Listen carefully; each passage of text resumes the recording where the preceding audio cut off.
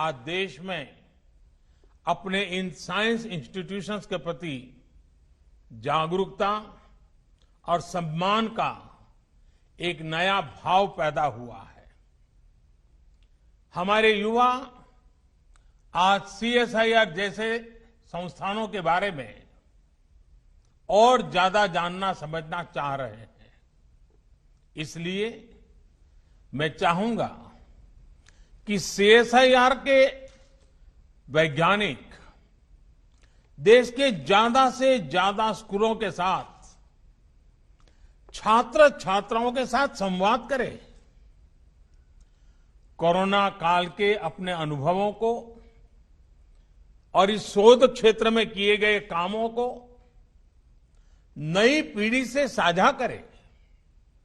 इससे आने वाले कल में आपको युवा वैज्ञानिकों की नई पीढ़ी तैयार करने में, उन्हें प्रेरित करने में बड़ी मदद मिलेगी। साथियों, थोड़ी देर पहले 7.5 दशक की आपकी उपलब्धियों का यहां जिक्र हुआ है।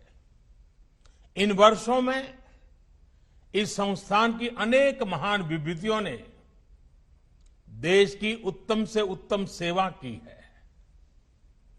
यहां से निकले समाधानों ने देश का पथ प्रशस्त किया है। सीएसआईआर, एनपीएल ने देश के विकास के साइंटिफिक एवोल्यूशन और इवैल्यूएशन दोनों में अपना अहम रोल निभाया है। बीते सालों की उपलब्धियां और भविष्य की चुनौतियों पर चर्चा के लिए आज यहां कॉन्क्लेव भी हो रहा है। साथियों, आप जब पीछे देखते हैं तो आपकी शुरुआत गुलामी से बाहर निकले भारत के नवनिर्माण के लिए की गई थी। समय के साथ आपकी भूमिका में और विस्तार हुआ है। अब देश के सामने नए लक्ष्य हैं, नई मंजिलें भी हैं। देश वर्ष 2022 में अपनी स्वतंत्रता के 75 वर्ष पूरे कर रहा है।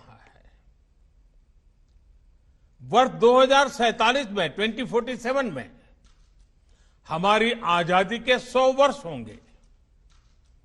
इस टाइम पीरियड में हमें आत्मनिर्भर भारत के नए संकल्पों को ध्यान में रखते हुए नए मानकों, नए पैमानों, न्यू स्टैंडर्ड्स, न्यू बेंचमार्क्स को गढ़ने की दिशा में आगे बढ़ना ही है।